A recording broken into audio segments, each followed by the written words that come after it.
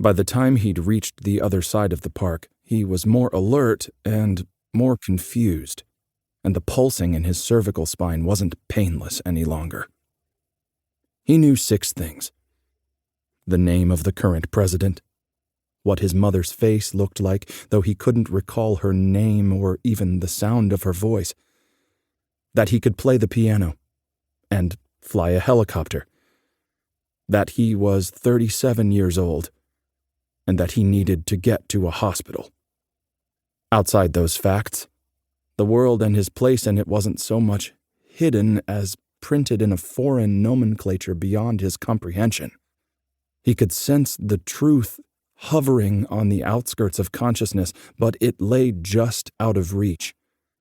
He walked up a quiet residential street, studying every car he passed. Did one of them belong to him? The houses that faced each other were pristine, freshly painted with perfect little squares of bright grass framed by picket fences, and each household name stenciled in white block letters on the side of a black mailbox. In almost every backyard, he saw a vibrant garden bursting not only with flowers but vegetables and fruit. All the colors so pure and vivid. Midway through the second block, he winced. The exertion of walking had drawn a deep breath out of him, the pain in his left side stopping him in his tracks. Removing his jacket, he pulled his Oxford out of his waistline, unbuttoned the shirt, and opened it. Looked even worse than it felt. All down his left side stretched a dark purple bruise, bullseyed with a swath of jaundiced yellow. Something had hit him. Hard. He ran his hand lightly over the surface of his skull. The headache was there, becoming more pronounced by the minute, but he didn't feel any signs of severe trauma, beyond tenderness on the left side.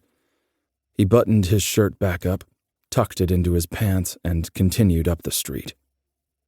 The blaring conclusion was that he'd been involved in some sort of accident.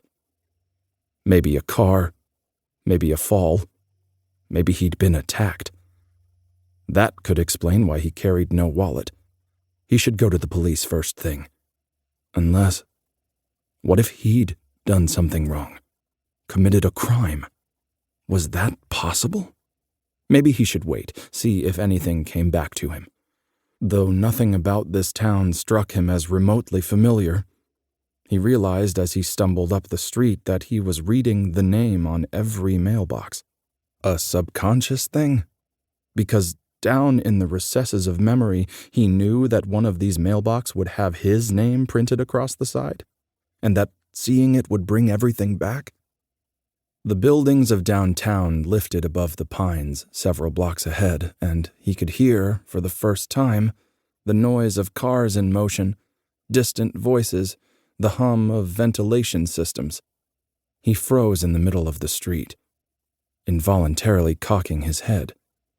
He was staring at a mailbox that belonged to a red and green 2-story Victorian. Staring at the name on the side of it. His pulse beginning to accelerate, although he didn't understand why.